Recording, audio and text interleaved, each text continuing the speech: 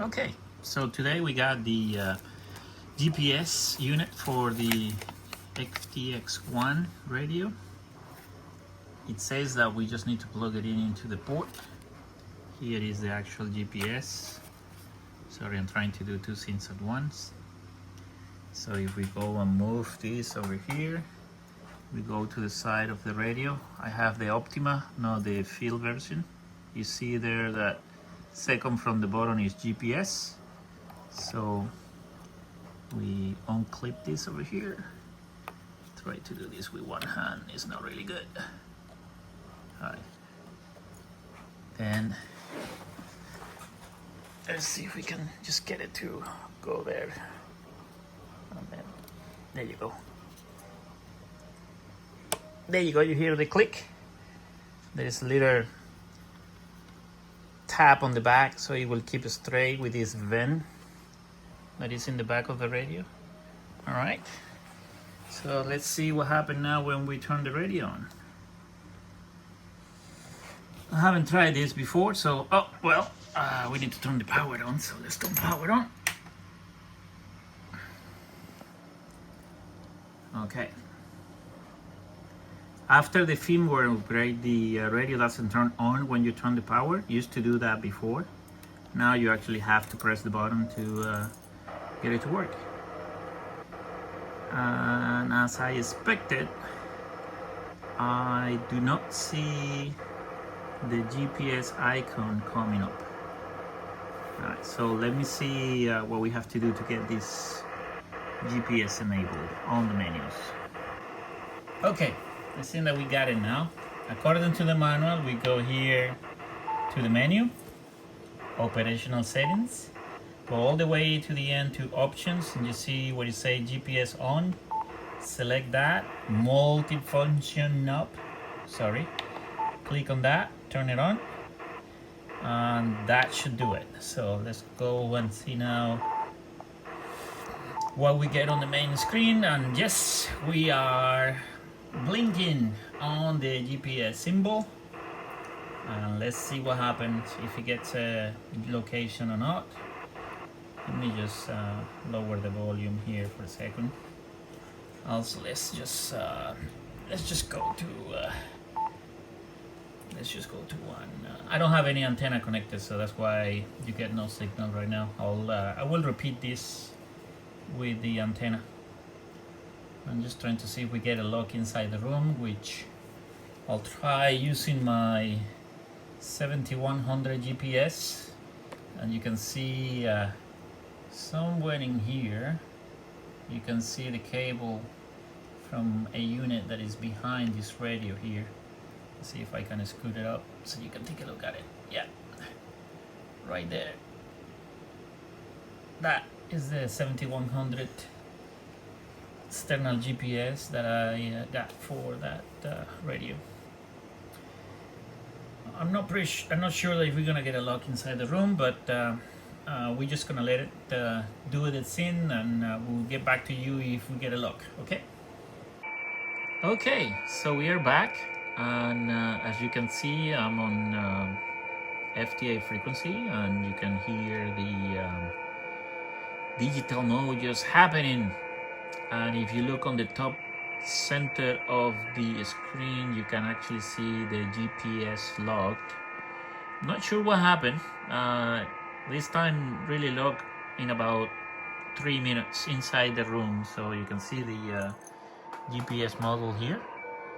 Like I say, this is the Optima. Not that it matters. It will work because basically is the field version with the SPA1 amplifier on the back. I did put my antenna, and we are receiving. I don't know the menus for the YAESUs yet. This is my first YAESU HF. As you can see, I'm more familiar with this bad boy, the 705. And you have the 7100 here. Sorry for the mess, I'm trying to rearrange. And the other guy over there is the 7300. Yeah, that's a YAESU 6200 heating in there, and a couple of amplifiers that I repaired the other day, and they working now, and I'm keeping both of them because they actually very good. One for the 62, one for the 705. I will be showing those videos in another day. So like I say, in the 705 you can actually click on the screen and see where your position is. I'm not familiar yet with the YAESU menus. I'm gonna try to see if we can. I'm trying to do this. I see that is the other menu. Operation. No, it's supposed to be in operations. Let me see. APRS. Nope. Let's go back. Operation option. Yeah. And then you can see GPS is enabled. So back. Trying to see where the positioning will be.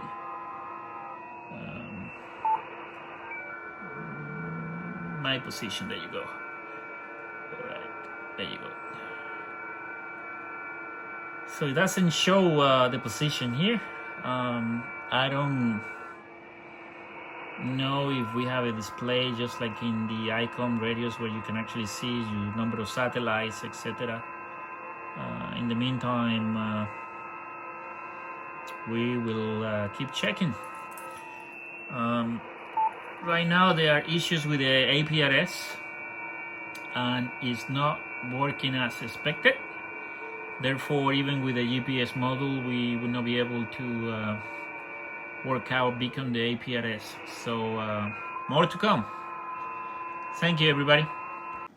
Okay, so let's continue with the FTX-1. We now have this. See if we can get it to focus, which is the Bluetooth adapter.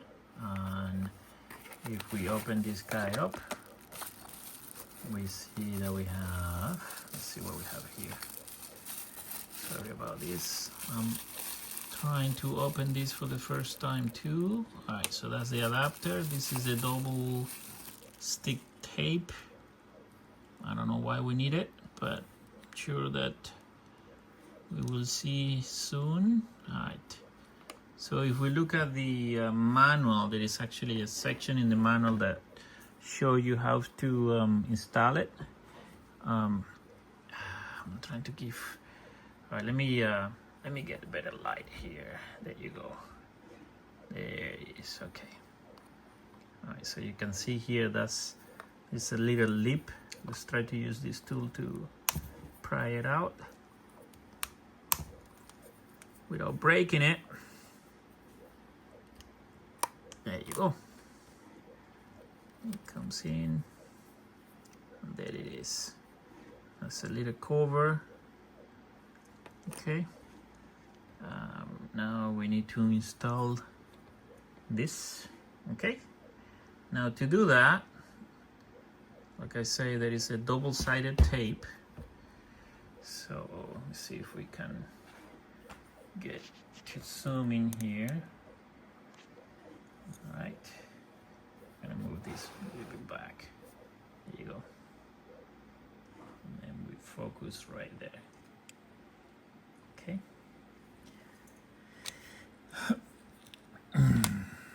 This guy should go this way, like that.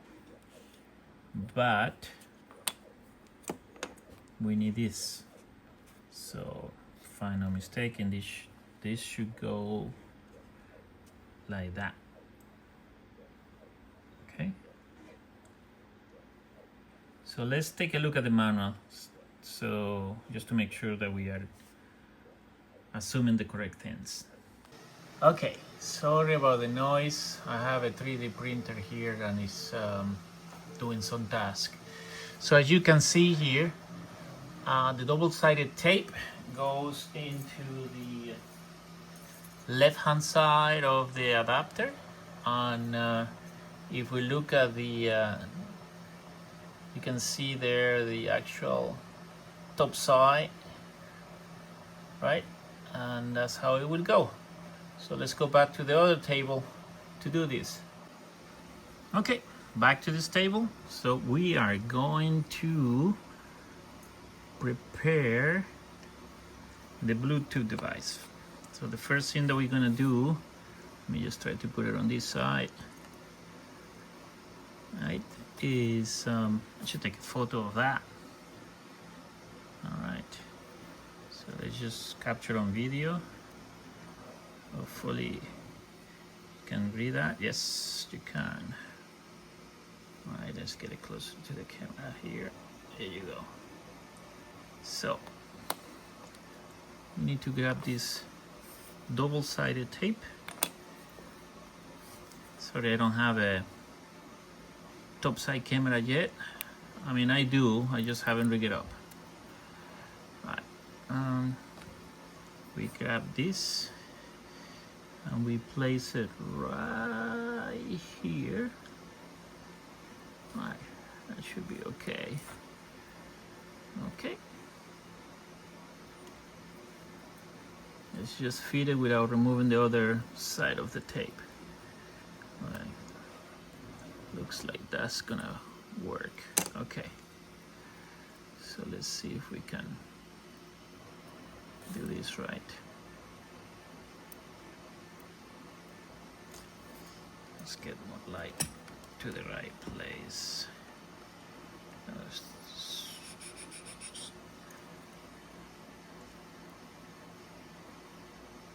You go. Oh, a little bit more. There it is. Come on. Come on. There it is. Okay. Make sure that we don't screw up this connector right here.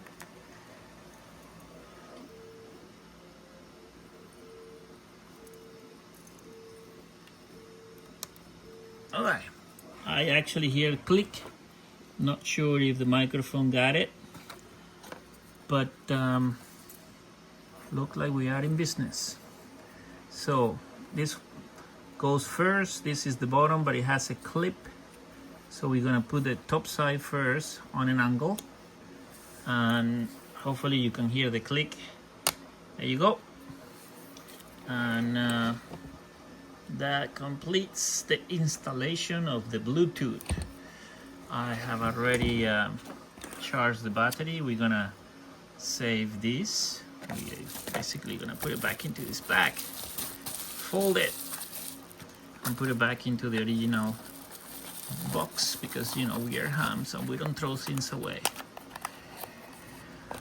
Well, at least I don't. Maybe other hams do. No me.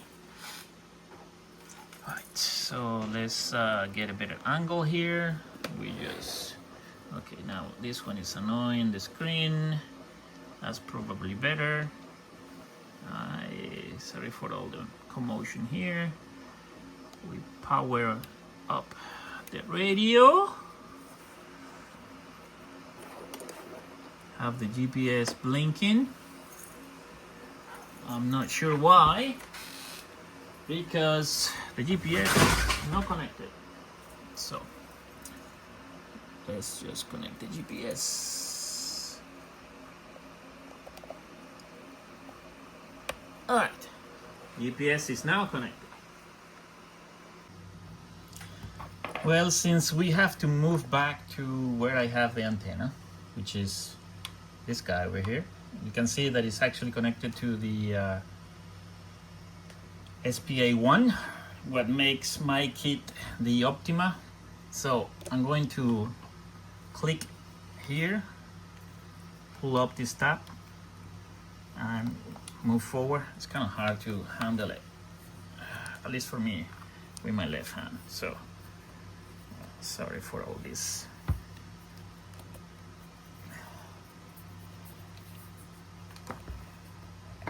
There you go. Battery's out. So I'll show the connections here in the back. This and these three.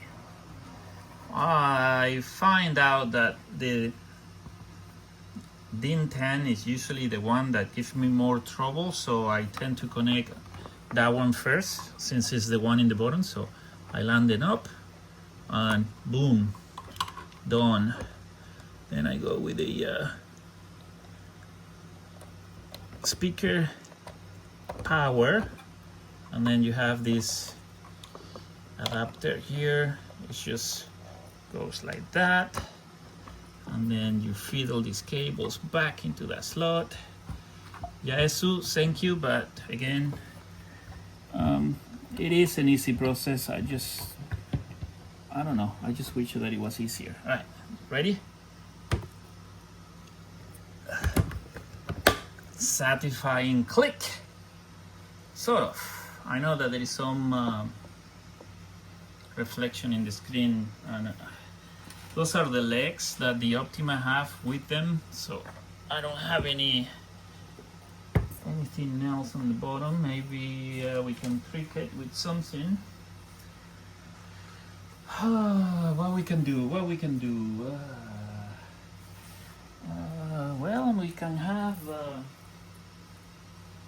let's see, yeah, we can have this to the rescue.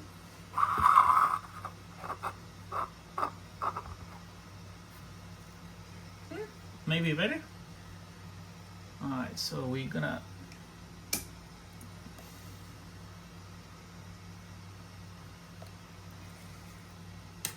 power. You can probably hear my power supply. It's not really a very quiet power supply, but there you go. Phone 1 connected. Okay. He actually reconnected. That's one of the things that I wanted to try it out. Maybe we can put this on top. All right. I'm not sure where to put this. Maybe on bottom. There you go. It's not lined up perfectly, but it worked. So now what we do? We just come here and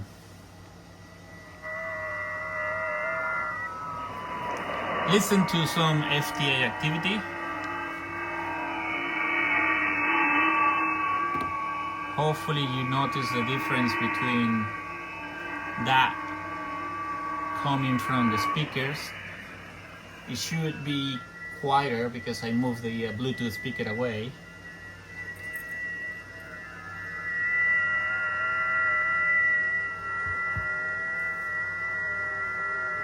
So maybe if we look for something that is not,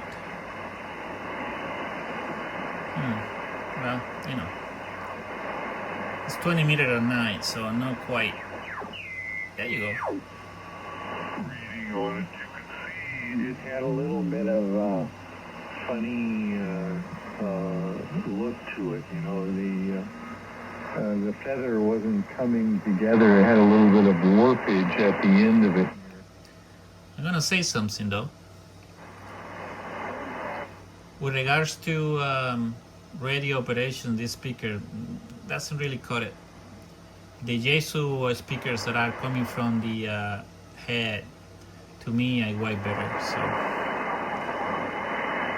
let's see if we can leave it in some. Let's see where are we? Okay. Really strong. Clean signal 73. Take care, my friend. Thanks. Now something ending Victor again. All right, so now we do this. Power on. Victor again. Oh, that was loud. Sorry, guys.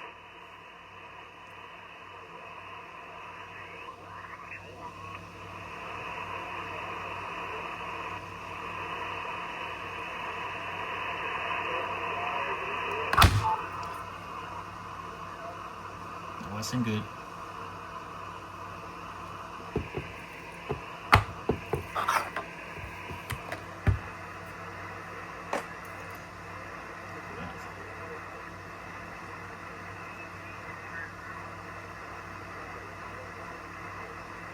Golf Victor again.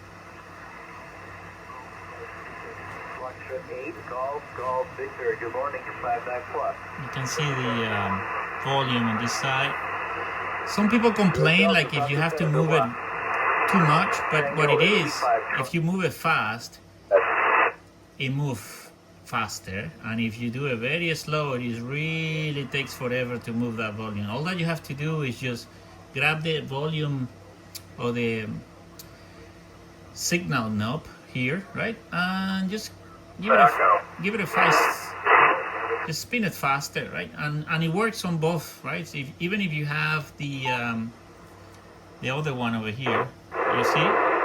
So if I go slow, it goes really slow. You can see it right here. And if I go fast, since this radio is dual receive, now the scope is only working on the main VF4, while the volumes, which will be these knobs of the RF gain, or they working on each independent VF4. You can see if I go very slow, they go slow, but if I go fast, they both go fast. Okay, so that's one thing that I also learned, and watching some other YouTube channels, they mention the same, right? So let's see. Hotel India 8, Hotel Radio Delta. Buenas noches, Henry. Te oye un reporte en la próxima transmisión por aquí, Carlos, en la zona norte de Costa Rica. Para mis amigos en español. Luego haré un video con ustedes también en español para mostrarles el radio. Para mis amigos em português, vamos fazer também, mas por enquanto vamos fazer em inglês para que o pessoal que está assistindo o vídeo do princípio, do começo, eles sigam entendendo. So let's go back to English so we can do this for the people that started the video. All right, this is turning to be a long video. I just wanted to do a GPS installation. You can see that the GPS signal is now locked. Is right there, and Bluetooth is blinking, but if I turn this speaker right here, which we already have Battery paired in high. the, Phone 1 connected. there you go, it recognizes it as phone 1. I don't know why, but like I said, you might have better locks with a better speaker. This is something that I use for Zoom meetings, and it does have a good microphone and noise suppressor for meetings. Not quite as good for ham radio as we demonstrated here today. So if you turn it off, Power off. it goes back to blinking because it's not detecting Bluetooth. So that's it for now. 7.3.